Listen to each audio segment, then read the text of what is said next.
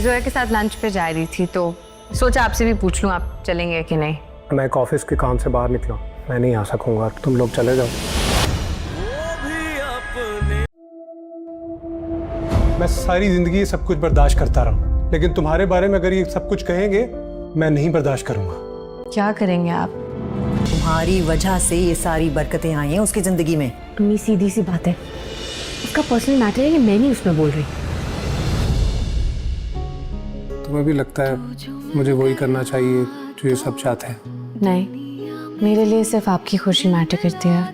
आयला, कभी मेरे पे शक मत करना।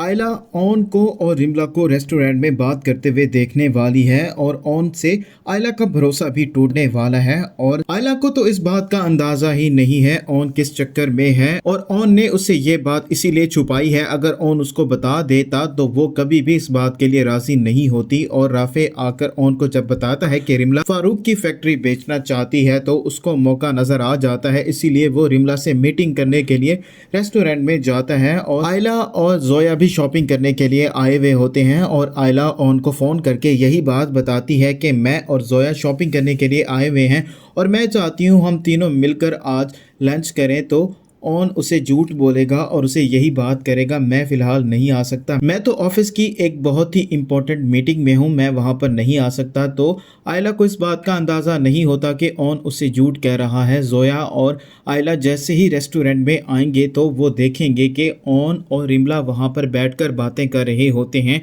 और आयला तो इस चीज़ को गलत रंग दे देती है क्योंकि उसको इस बात का अंदाज़ा नहीं कि ऑन उसे क्यों मिलने के लिए आया है। ऑन तो सिर्फ यही चाहता है कि किसी न किसी तरीके से वो फारूक की फैक्ट्री रिमला से निकलवा ले और रिमला तो ऑन को वो फैक्ट्री खुशी खुशी देने को तैयार हो जाएगी क्योंकि वो ऑन से मोहब्बत करती है और ऑन के लिए वो कुछ भी करने को तैयार है। और आयला बहुत ही ज़्यादा गुस्से में घर वापस आ जाएगी और उसको यकीन नहीं आ रहा होगा कि ऑन ने उसे झूठ कहा है और पहले ही ऑन उसको ये बात भी समझा चुका होता है कि कभी भी ऑन पर शक ना करना, चाहे मर्जी हालात जैसे भी हों। और आयला ने उसको इस बात का यकीन भी दिलाया होता है कि वो उससे कभी भी नाराज़ नहीं होगी।